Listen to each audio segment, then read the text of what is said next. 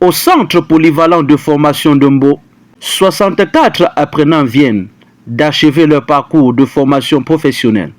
La cérémonie de sortie de la promotion 2024-2025 a été l'occasion de mettre en lumière deux filières: l'entrepreneuriat agro-pastoral biologique et les énergies renouvelables. Parmi les 64 lauréats, 45 ont été formés en entrepreneuriat agro-pastoral biologique, contre 19 dans le domaine des énergies renouvelables. Deux filières qui misent sur les compétences pratiques et l'entrepreneuriat comme voie d'insertion professionnelle. Parlant donc de cette promotion, nous sommes aujourd'hui en train de la célébrer. Ils ont passé 12 mois au sein du CPF et chacun d'eux est sorti d'ici avec son projet de fin de formation. Beaucoup sont insérés dans leur projet de fin de formation, surtout en agriculture biologique.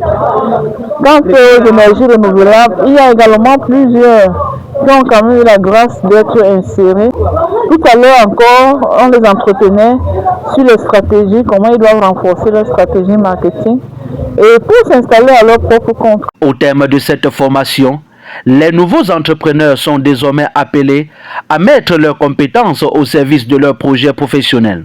Dans le secteur agro-pastoral, l'ambition est déjà clairement affichée. J'ai été subventionné en novembre par le CPF de Mbobadjoun. Vu qu'après notre formation, nous sommes appelés à être suivis pendant 2 ans au CPF de Mbobadjoun. Moi, personnellement, pour mon suivi, j'ai opté pour l'agriculture. L'agriculture dans le domaine de la production et de la commercialisation des poussins Brahma. Un suivi qui a été parfaitement coordonné, parfaitement suivi par le centre de formation de Mbobadjoun avec nos différents encadreurs. Tout au long de notre formation, nous avons été suivis, abordés à plusieurs stages et à la fin de notre formation, nous avons été finalisés. Du côté des énergies renouvelables, les perspectives sont également nombreuses, avec des compétences adaptées aux besoins actuels. Notre rôle de technicien en énergie renouvelable, sur cette base-là, c'est de faire en sorte que ce grand capital que le Cameroun a, qui est l'exposition au soleil, que nous puissions l'utiliser, mettre cela à profit pour que nos ménages puissent souffrir moins des coupures de lumière.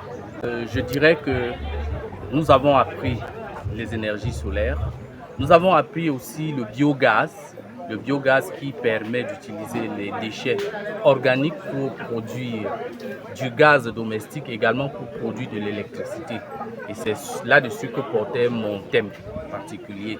Et pour être capable de faire la soutenance, j'ai dû réaliser un biodigesteur dans mon domicile et qui a permis que mon épouse et mes enfants puissent jouir du gaz produit maison.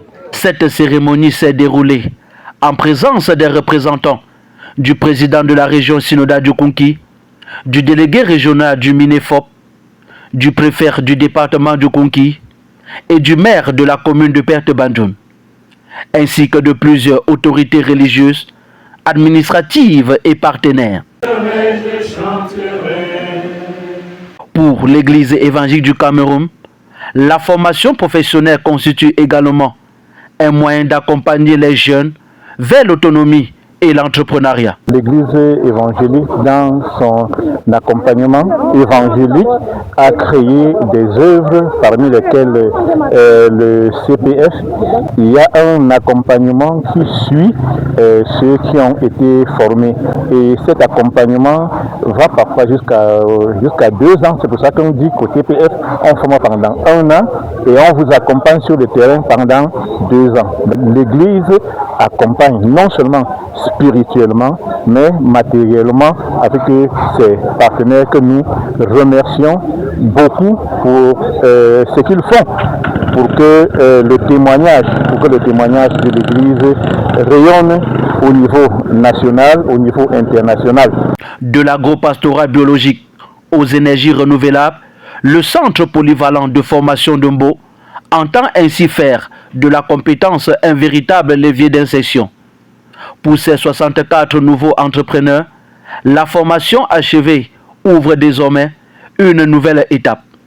Transformer les compétences acquises en projets, en activités et en emploi.